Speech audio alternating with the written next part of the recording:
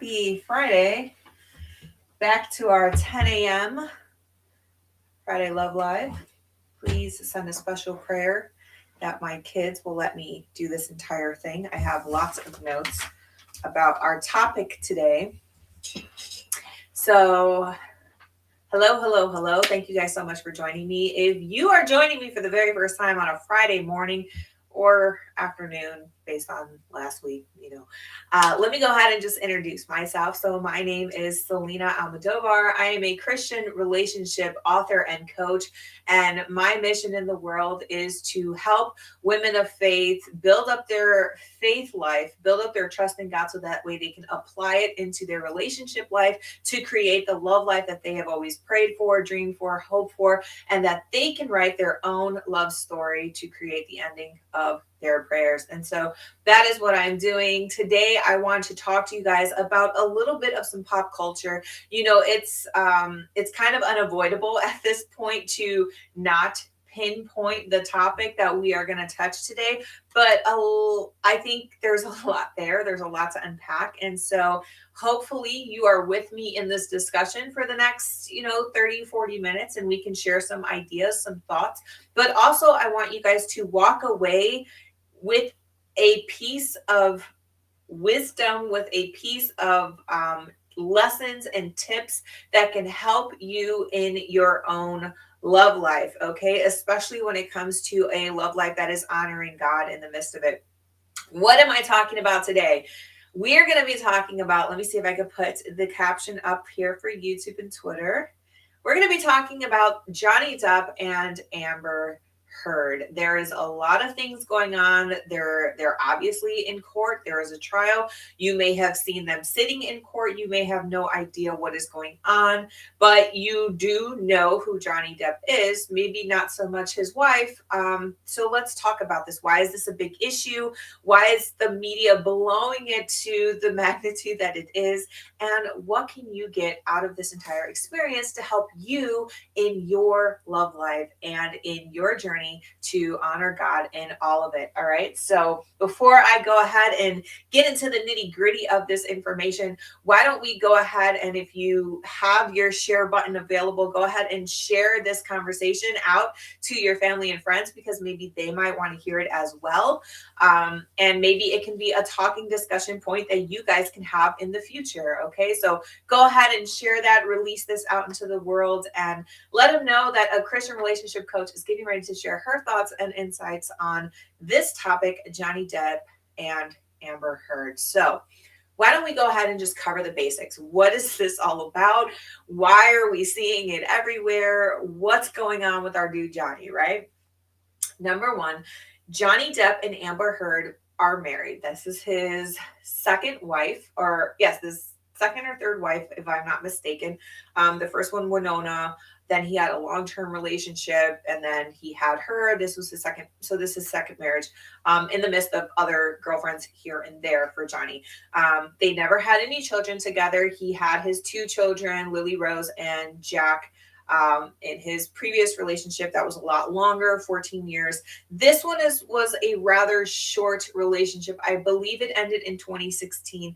However, in 2018, Amber Heard released an opinion editorial in the Washington Post talking about her physical abuse, her emotional abuse, her mental abuse with someone. She never named Johnny Depp, but she did explain in graphic detail what was going on in this physical abusive relationship. From there, 3 days later, Johnny Depp lost many good connections to his career. Disney pulled the plug on Pirates of the Caribbean. Then all of a sudden, Fantastic Beasts and Where to Find Him no longer wanted Johnny Depp in the movie as well. And so you could start to see that he was becoming canceled culture days after the Washington Post editorial came out, written by Amber Heard. And so Johnny Depp had a trial on her to try to, sue her for all of this that is happening in his life. And I believe that earlier court case got settled out of court. So he paid some money and then it went away. But now Johnny Depp came back and He tried to basically like override the what is the word? I'm not a lawyer, guys, but I did take a lawyer class in my grad school. Um, and basically, he tried to overrule the hearing and the sentencing of that first court, and then that got denied. So Johnny Depp is still trying to get his name back because as of right now, everybody is seeing him as a wife beater. Everybody is looking to him as a negative person, and he is continuing to being canceled in this culture. So he is basically trying to get his name back. He's trying to get his clean state. He just wants to go back to his normal life, his normal opportunities, and he wants to be Johnny Depp. So he files for this new case. I believe in 2019, they filed for this case, which is the defamation of character. If you are not sure what defamation of character means, that means that your name is being dragged in the dirt and it is affecting your character, right? You're defaming someone's character. So if somebody were to write an article about Selina Almodovar, like, oh, she's a cheater, she's a terrible wife, blah, blah, blah, blah, blah, and it's costing me stuff, it's costing me my peace, it's costing me my business, it's costing me, people who are supporting me now all of a sudden see me as a fraud. Yeah, I'm gonna sue you because you're saying things about me that aren't necessarily true. So that is what Johnny Depp is doing. What Amber Heard did is then was like, you can't sue me, I'm suing you because you physically abused me, right? So now we're in this very heated, ugly case, right? And everybody is trying to figure out, is Amber lying? Did Johnny Depp really do it? What's going on? What is the verdict going to be at the end of the day, right? So I've been trying to watch this as closely as possible all week long because I want to give you the facts and because I want to know the facts, right? I want to understand like what is going on with Johnny Depp. Like, is he really a wife beater or is Amber really lying? First of all, before I get into my opinions, before I get into my thoughts, I want to go ahead and say that number one, abuse is something that you never want to side with. It's something that you never want to say it happened, it didn't happen because you don't know. You were not there. You are not a fly that was on the back of the wall. You don't know what happened. And so I'm not going to sit here and say, oh, she never got abused. Okay.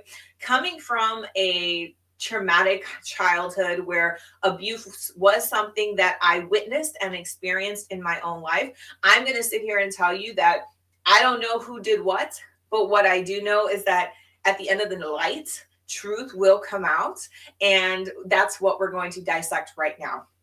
And the other thing I want to point out in today's conversation is that no matter who did what to who, when they did it, and how they did it, there is clear evidence across the board that this is a very toxic relationship. And there are a lot of people who are not in the limelight who are going through toxic relationships much like this one. I mean, it's not blown into this proportion because money is not as big or as wide.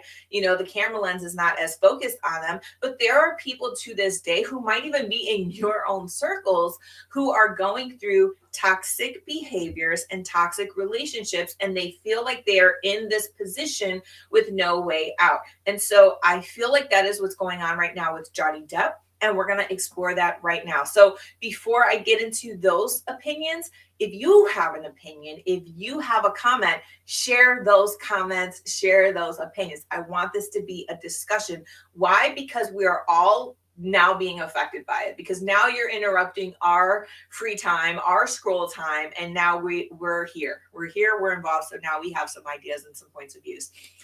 Let's talk about Johnny Depp. Okay, let's talk about Johnny Depp. As of right now, he is the one who is being currently favored in winning this trial because all of the evidence is looking as though Amber Heard is lying. She is making false accusations, and all of her evidence is not necessarily lining up. And I will get into that in just a second. But for now, let's talk about Johnny and why they would think that he would lay hands on her. Did he lay hands on her? Like I said, I'm not a fly on a wall. I don't know what happened. But here's what I can tell you what could have happened and how we got to this conclusion based on my personal life, based on my personal experience, and what I have personally have related to in terms of what Johnny has gone through. And I don't necessarily share this part of my story in any of my content because, number one, it's not my story to share, but I was there in situations where I can totally relate to Johnny Depp and what he has gone through. And hopefully, by sharing what I went through and what my personal experience is, it can help you understand Johnny Depp a little bit better. So, what am I talking about? Johnny Depp's childhood. They talked about this. One of the first witnesses to take the stand was his sister, slightly older, but still they were very close together. And they talked about how their father was a very peaceful, loving, calm, secure person, but then his mother was the exact opposite. Very high wired, very anxious, nerve wracking, and all of these things. And apparently she had a lot of toxic behaviors herself. So there was a lot of arguing going on. There was a lot of violence going on in their home. And it got to the point where Johnny's father finally was like, I can't do this anymore. I'm leaving. The day he left, they were basically presuming that, you know, she was taking a lot of pills and she was not healthy, she was not mentally well herself. Where was Johnny the whole time? He was a kid hiding in his room the entire time that this scene was happening. I get that. Okay. So we can already see from a very early age that whenever Johnny is faced with these violent relationships, these toxic environments, that he is not a fight person. He is a flight person. Okay. So he was always retreating to another room, hiding in another place. Okay. I want you to keep that in mind. What happens in a childhood when you have two adults who are supposed to make you safe, who are supposed to make you feel loved, and who are supposed to teach you how to cultivate healthy, loving relationships within a home environment? What happens when that's not present? I can tell you from firsthand experience, you have two things happen. You're going to grow up and you're going to try to correct that from happening by making better choices, by choosing better people, and by like really swearing off that kind of behavior, which is what Johnny and his sister said, or which is what his sister said they both agreed to do. They said they never wanted to be in an environment where they're raising children like that. They never want to bring violence into the home life because of what they've been through and because of what they've experienced. And I could tell you from my own personal story, that's how I was. I saw a lot of bad stuff happen in my childhood. And I said, I'm never going to go into divorce. I'm never going to go down that path. I never want to be in a position where I am in a toxic relationship with a man and they were to hurt me mentally, physically, or anything like that because of what I've gone through as a child. So I took this fear and I harnessed it into something that would never play in my personal life again. So where does that leave me when I met my husband, terrified of marriage because of what I saw from my trauma? So I started to take action by preventing that stuff from ever happening. You know, we went to seminars, we read books, we did devotionals, we got counseling, we did all of the things that we could to ensure that the foundation that we were building as a Christian couple was going to be honored, protected, and secured under God and his love.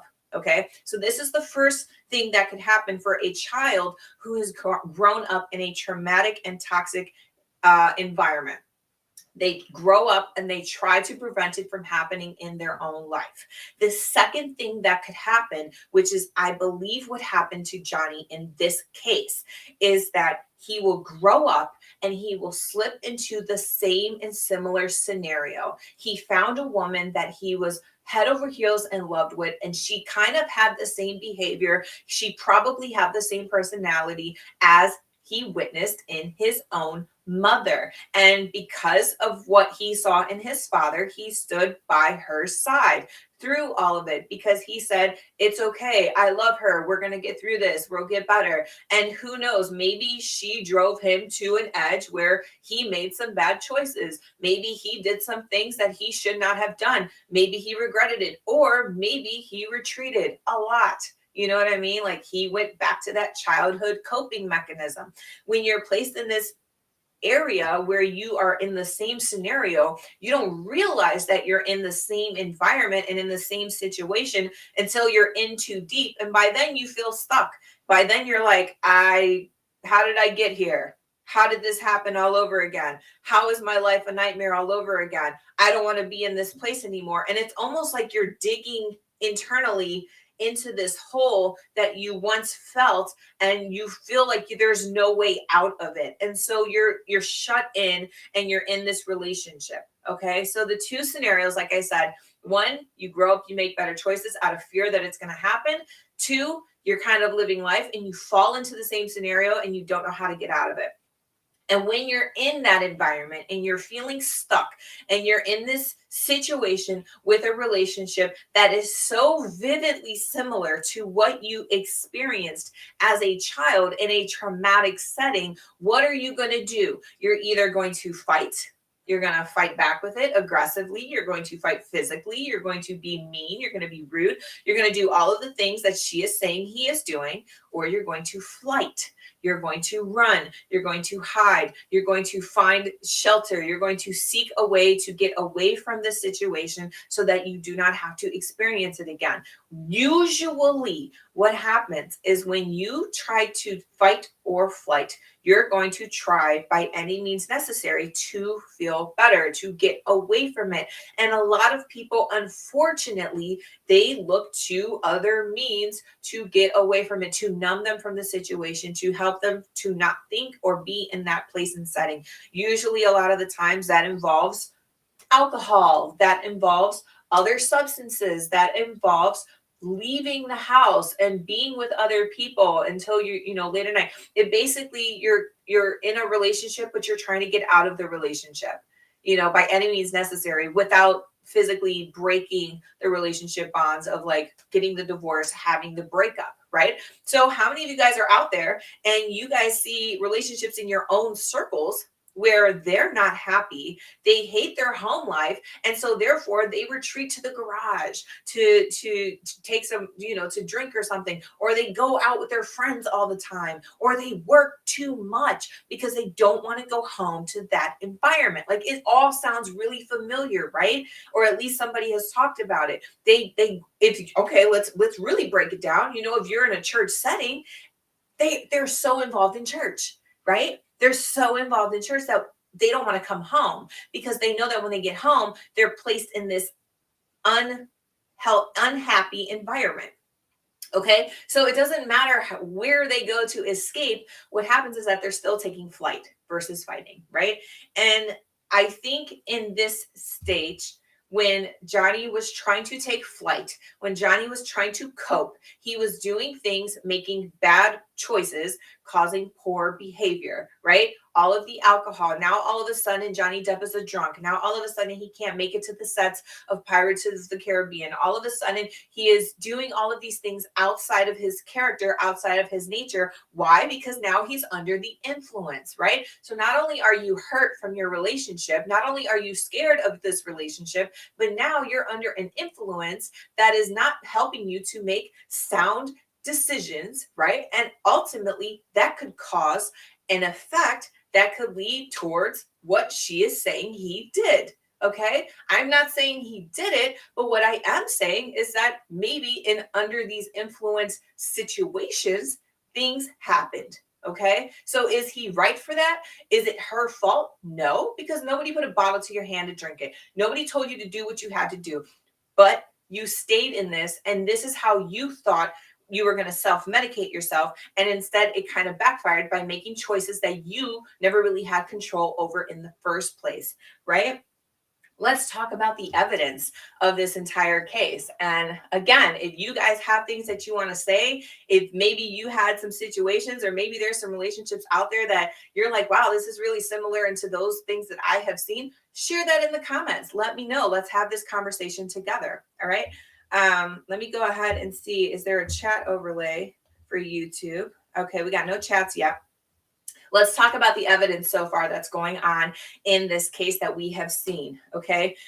On Johnny's defense, there have been instances where Amber said that she was beaten, that her face was messed up, she was bruised, and all of these things. And then the following day, she would go and appear on television interviews. She would go on photo shoots. And so they're using this evidence to say, like, that's really good makeup if that's what happened, and let's look at the makeup of this person. Let's look at the red lipstick on this person who had a busted lip. Let's look at the red lipstick on you who claim you had a busted lip, and it doesn't look right.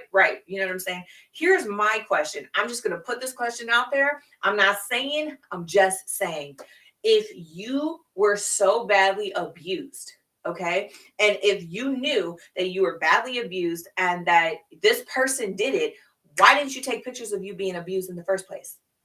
Why didn't you take pictures of you with the busted up face before you put on the makeup to go on TV? I'm just saying. I'm not saying, I'm just saying, okay? When Rihanna was abused, she took pictures because she was like, this is what happened and this is my face and I'm going to share that with the police, right? And eventually the police made it public information, blah, blah, blah. We all saw the pictures, right? But for her to be like, this happened and you don't see my face like that because I immediately had to go to television. Like, why didn't you take pictures? Why didn't you go to the police? Why didn't you go to the police? Now, I know that this is a very triggering question because a lot of the times when people are in abusive situations, they feel like the police is not an option. So I'm not even going to say, it's your fault that this happened because you should have went to I'm not even going to say that. I'm not even going to touch that because I get it. I get it. Okay. We're not even going to say that. All I'm going to say is that if you were abused and if you're saying that you were abused multiple times, if you had the strength and energy to take pictures of you wearing your modeling clothes and wearing all of the makeup and appearing live on national television, why didn't you take pictures before all of the makeup was taken to hide it? Why didn't you take pictures? Why didn't you take pictures? That's all I'm saying. The second piece of evidence was the visual evidence of Johnny. Okay, so Amber Heard got very violent and threw multiple glass bottles at him, one of which severed one of his fingers, right? And so you can clearly see his finger being damaged. You can clearly see like his finger is no longer a piece of his finger is no longer there. And he's not hiding that. Like, he blatantly showed it. There is a video of Johnny Depp dressed up in his full Pirates of the Caribbean attire going to sick children in a hospital, and the kids are blatantly asking, like, what happened to your finger? Like, it's there, it's evident. He's not hiding it. There it is, in plain sight. Out of the mouths of babes, what happened to your finger? And he's like, oh, he's trying to play it off, like, oh, I bit it off, I was hungry, I bit it off, like trying to stay in character, trying to keep these children under control. You know what I'm saying? The other evidence of Johnny Depp is like there's slashes under his eye after these said arguments happen. So she's in perfection taking pictures on TV appearances. He visibly has cuts and bruises and shanks and all this stuff all over his face and all over his body. He ain't hiding it. She is. But it happened to her.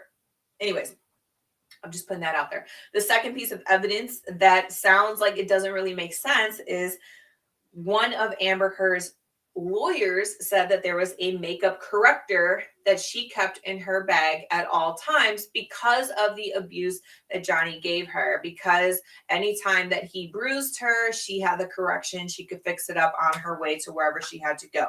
What TikTok has discovered is that this corrector makeup that they displayed in court as evidence that she was getting abused is that this product did not get released until 2017. Their relationship ended in 2016, from 2014 to 2016. So the evidence is not lining up again. So there's just a lot of little things here and there that are really giving off the impression that this person is lying. Nevertheless, whether the evidence is true, false, whether the stories are true or false, whether the actions, whether the background, whether the trauma is there, it's definitely there. We all can see that this is a very toxic thing. This is a very, very toxic thing. People, sometimes they grew up in toxic relationships, in toxic environments, and that is all they know. Some people, they don't even see it as a problem because they're so deep into their toxic and their trauma that that is comfortable. And when they finally get into a peaceful environment, when they finally meet a peaceful person, all of a sudden it's weird and it takes them out of their comfort zone because all they ever known was toxicity. And so I don't know if this was the case with Amber. I don't really much know anything about Amber other than she's an actress and a model, and now she's in this trial, right? But what I do know is that the toxic is coming from both sides, okay? Did they ever decide to get counseling together? I don't know. Did they ever try to fix this? Apparently, she got a book that was like a relationship therapist wrote it, and maybe they were going to use the book. I don't know. Do they have God in their lives? I don't know. I don't know. I don't know. I don't know these things, and I'm not going to make accusations for these things because I don't know these people. I'm not the fly on the wall. Why didn't he leave?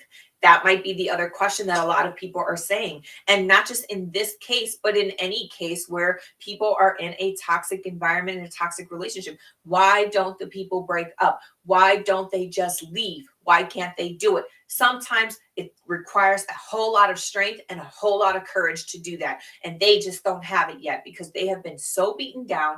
They have been so torn apart into this thing that is now in their relationship. They feel like they can't. They feel like they can't. They feel like they can't. The other reason why is because they feel trapped. A lot of the times why people stay in toxic relationships, it is because they feel trapped. It is because the person who is creating the abusive environment and who is creating the abuse within the relationship, they are holding something over them, talking about your name is going to be dragged in the dirt. Your reputation is going to be broken. I'll ruin your career. I will do whatever it takes to wish that you never even crossed me and crossed this relationship. You can't leave me because if you leave me, this is going to happen. And that thing that they hold over them is so powerful to the abused, to the one who's getting abused, that they get scared and they get trapped. And they're like, there's no way that I can allow that to happen. Or the other scenario that could happen is both. They love the person so much that they want it to work and they're just waiting for this person to snap out of it. And, it's just a stressful season. And once the season is over, it's going to get better. Or, if they would just see how hurtful this is and we both love each other, if they could just realize how much the love is stronger than the hate in the relationship, then maybe they'll get better. They constantly have this false sense of hope that things are going to change within the time that they are together, that they choose to stay, or they feel trapped because this person is going to really take matters into their own hands. And so, or both, I love them. I want to stay and I want to work on this. And also if I choose to leave, then all hell's going to break loose. Right. And so they get feared. No matter what, when you're in a toxic relationship, fear is the driving factor of that relationship. It's not love. Okay. You may say that you love them and you may be hoping that that person is going to change. But at the end of the day, that fear is wrapped in that love is wrapped in a whole lot of fear, because they are fearing, if I let this person go, then they will no longer love me. I'm fearing that if I let this person go, then they will no longer be a part of my life. They're fearing that I love this person so much, and if I choose to release them from this relationship, then I'm never going to find a love like this ever again. And I don't care how dangerous and reckless it is. It is the most powerful thing of love that I've ever felt. And I don't want to lose that. It's all wrapped in fear. It's all wrapped in fear. Feeling like you're trapped, feeling like there's no way out, feeling like this person has so much hold and power over you that you're going to stay in a situation that is making you unhappy, that is causing you to cope in ways that is self-damaging and self-harming to yourself and your reputation. These things are all wrapped in fear. And honey and sister, let me go ahead and tell you, there is no fear in the perfect love. So that is a clear indication that this relationship is driven by something that is not of God. Okay. When you have God at the very center, then that love is going to cast out all that fear. That love is going to show you that, hey, we can work on this. Hey, this is a red flag. Hey, this is not right. Hey, I'm going to walk away. Hey, I don't need this in my life. The money, the power, the respect, none of that is worth my sanity and my peace. So I'm going to I'm going to do what it takes. Or, hey, there's going to be a person that's going to show up to help me get out of this situation. Love will help you get through that, right? But if you're dismissing that love and you're replacing it with the fear, then fear is going to take over the entire relationship, and it's going to lead you down a path that is going to make you feel the things that they are currently feeling in this. So let's talk about ourselves, right? What can we learn from Johnny Depp and from Amber Heard? What can we learn about this whole trial? What can we learn about their toxic relationship? Well, number one, I always like to tell you guys, please, whenever you get into a relationship, whenever you meet someone, I don't care how strong that passion is. I don't care how deeply moved you guys are. I don't care how powerful your magnetic energy is towards one another. You better take your time when it comes to forming a relationship with them. I don't care if it's moving so fast because you feel like it's so right. Then what is the worry if you were to wait a season or two to allow yourselves to get to know each other, to allow the red flags to show up and pop up, if any, right?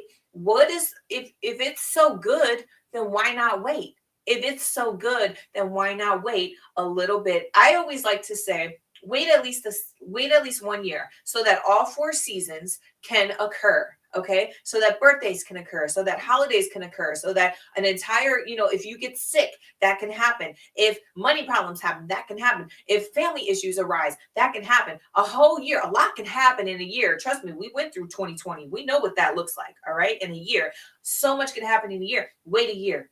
Wait a year. And if you wait a year dating on good dating terms and you realize, like, okay, I see this red flag, or okay, I didn't see any flags, and you're continuously bringing God with you on that year journey, God's going to show you things. He's going to reveal things. He's going to call out things. He's going to bring things up to surface that you may not have considered because you were moving so fast in the first place. You know what I'm saying? So I always say, don't rush. If you're in a relationship or if you're single and you want to get into a relationship and you're just like, man, this dude look just like Johnny Depp, you know what I'm saying? Wait. I don't care if it's a Johnny Depp lookalike or not. Wait, because truth and time will reveal everything. Okay. The second thing you want to do is, if you're going to be in a relationship that really honors God and you want to avoid the toxicity at all costs, what you're going to want to do is you're going to want to go into that relationship with a pure mind, with a pure body, with a pure lifestyle. What do I mean by that? I mean, you don't need to bring the substances into your relationship, the substances that cause you to get out of character, the substances that causes you to make blind choices and decisions, the substances that people use to have a good time or to let loose, or to engage in things that feel funner in life. You know what I mean? Those substances can turn ugly. There's a reason why alcohol is called spirits. Okay, there is a reason why those things intoxicate you. The word toxic is right in the thing. You know what I'm saying? And yes, if you use them to cope, if you're using them as a crutch to lean on whenever you're not feeling up to par, then you're replacing God in place for those things. And those things are going to cause you to always come out of character every single time. A lot of the reason why their violence in this case has happened is because there was either substances involved or there was alcohol involved. And can you imagine what it would look like if all of those things were removed from the equation? Somebody would have probably have been strong enough to walk away from a conversation when they felt the heat rising. Or somebody would have had the courage and the boldness to have said, I'm leaving this relationship because it is not healthy for me and my family and my future. Okay. But because they have resorted, because they used it as like, this is the key to numb all of this pain. This is the gateway to just forget about all of it. They're using all of these things. And what happens in the end? Their anger issues rise. Their thoughts start getting muddled, and then they start taking actions that they're probably later regretting. If you want to be in a relationship that is going to be healthy, that is going to be whole, that is going to be honoring God, you're going to want to go in it in pure mind and in pure body. Like, yes, sex before marriage, like, yes, all of that stuff. But what I'm talking about is don't bring the extra substances into your relationship. You do not need it. You do not need to go after them when you've had a long, stressful day. You don't need to go towards them when you have an argument with your boyfriend, or when you're having an argument with your fiance. Okay, you don't need to have all of that in your life. Why? Because it causes you to be out of your character. And you want to be whole. You want to be whole. You want to have a whole relationship. Be whole. Show up whole. Okay. So that's the other thing I want to say. Number 3 is, if you have friends that you hear things, okay, they might not necessarily tell you that abuse is happening in your home, but they might complain a lot about their relationship. They might complain a lot about their partner, right? They might brush it off. They might brush off their relationship when you're asking them, like, oh, how are you and so and so? And they're like, oh, it's just, you know, what? Explore that as their friend, as somebody who has a discerning Holy Spirit within them that dwells within them. Explore that. Be like, what do you mean? What does that mean to you? How are you feeling about that? Why would you say that? Explore it, because it is giving you a tiny window of opportunity to hear that they might actually be in a relationship that is toxic. They might not want to say that. They might not want to spell it out, but the little cry that they give you, that little, oh, he is how he is. And, oh, he went drinking again. And, oh, I just, we don't even talk anymore. Like, what do you mean you don't talk anymore? What do you mean he went out and did this? What do you mean? Explain that, share that, get into the heart of your friend. If you feel like there are little tiny breadcrumbs that they are leaving to help you communicate the message that they are living in something that is toxic. Okay? Because a lot of the times what happens is that we as friends and we as churchgoers, we hear that, and what do? I'll pray for you on that. And you just keep going about your day, right? Or, oh man, that sucks. Or, oh, that's not good. Or, oh, girl, you don't need him in your life. And then we walk away. But these people don't necessarily remember, they're taking flight, or they're taking fight. And so they're not necessarily going out and saying, I'm in a toxic relationship, but I'm going to stick to it because that's my man and I'm keeping him. Like, who says that? Whoever says that? You know what I'm saying? I'm pretty sure if there was somebody in Johnny Depp's corner where he were to say something and they would have caught it, and they're having this conversation, maybe, I'm not saying it happened, I'm not saying it did, or if it didn't, but maybe somebody could have got him out of that relationship before it got ugly. You know what I'm saying? Please be mindful of your friends. Be mindful of the relationships that they're in. Okay? If you see a couple in public and they're not acting like a couple that should be in public, question your friend. What's going on? How are you? What do you need? Are you suffering from anything? Flat out ask them. Do you feel like your relationship is toxic? Be the brave person, because they might not be brave enough to do it themselves. Okay? That is what a true friend can do for somebody who sees the toxic stuff going on among their circles. That's what you can do as a friend who has God at the center, that you can use God as that way out. Okay? The last thing that I want to leave you guys with before we wrap up today is that when you are in a toxic relationship, whether it's you, your friend, whether it's Johnny Depp and Amber Heard, listen, the truth will always set you free. The truth will always set you free. What do I mean by that? There are people who feel like they're stuck in relationships because somebody is hanging something over them, letting them know, I will drag your name through the dirt. People are going to know the truth about you. People are going to know that you're this and you're that, and you're afraid to leave that person because you don't want your character to be damaged, because you don't want people thinking different about you, because you don't want to look like the bad guy. I will tell you what, the damage of character and the threats for your well-being and for your future and for your life will never outweigh the peace. Okay? They will never outweigh the freedom that you will gain from severing ties with this person, so that you can live in peace, in a safe environment, and securely and loved by God and by the people who are still in your circle. There are still people in your life who will love you, who will look after you, and who will make sure that you are safe. Okay, you do not have to you don't have to be in this situation. So for Johnny Depp, I think this is what is happening now. He's like, my life has gotten so worse and so bad, and I am such in a rut because of what this person has done and has said about me. And you know what? I don't want to talk about my personal life, and so that's why I kept it in. But now he's like, to hell with it. Put everything out there. Put everything out there. I don't care anymore because I would rather go back to that peace. I would rather go back to that life that I used to have, that quiet life that I used to have. I would rather have my life back. And a lot of the times people are afraid that by putting their stuff out there, by putting all of their baggage out there, by exposing what happened in that time, because you know what? Yeah, you weren't perfect. Johnny wasn't perfect in this relationship. He probably did say a lot of ugly things. He probably did do a lot of ugly things. He probably did hit her. I'm not saying he didn't, and I'm not saying he's right for it. But what I am saying is that stuff, those choices, that those lifestyle decisions no longer is a threat to him, because he is now realizing that there is freedom in truth. There is freedom in being released from this relationship, from this oh, what's the word I'm looking for? This capturing of what she has done to him.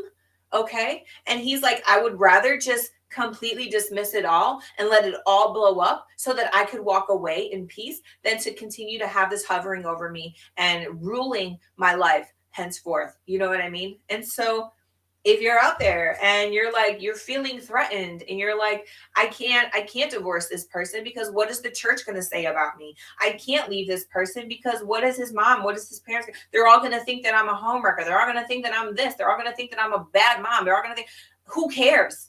Who cares? Who cares?